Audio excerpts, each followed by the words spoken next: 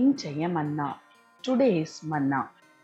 யாத்ராகமம் 33:14. எக்ஸடஸ் 33:14. என் சமூகம் உனக்கு முன்பாக செல்லும், நான் உனக்கு இளைப்பாறுதல் தருவேன் என்றார்.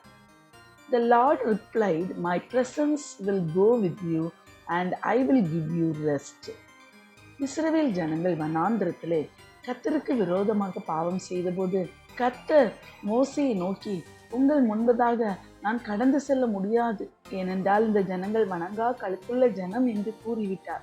இந்த வார்த்தைகளை இஸ்ரவேல் ஜனங்கள் கேட்டபோது மிகவும் தங்களுடைய பாவத்துக்காக மனம் வருந்தினார்கள். இந்த வார்த்தைகளை கேட்ட மாத்திரத்தில் தேவனுடைய மனுஷனாகிய மோசே, உம்முடைய சமூகம் என்னோட கூட செல்லாமற் போனால் எங்களை இவ்விடத்திலிருந்து கொண்டு போகாதிரும். எனக்கும் உமது ஜனங்களுக்கும் உடைய கண்களிலே கிருபை கிடைத்தது என்பது எதனால் அறியப்படும்? இது எங்களோட வருவதனால் அல்லவா?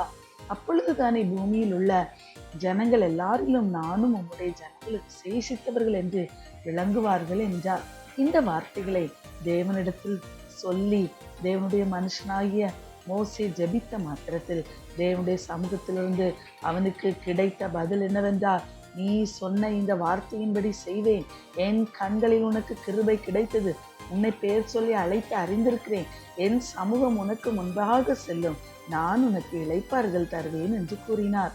அன்பான தேவ பிள்ளையே, இந்த புதிய வருடத்தில் கர்த்தர் உனக்கு முன்னே செல்ல நீ உன் வாழ்வில் இருக்கிற ஆண்டவருக்கு பிரியமில்லாத காரியங்களை, பாவங்களை விட்டு மனம் திரும்ப வேண்டும்.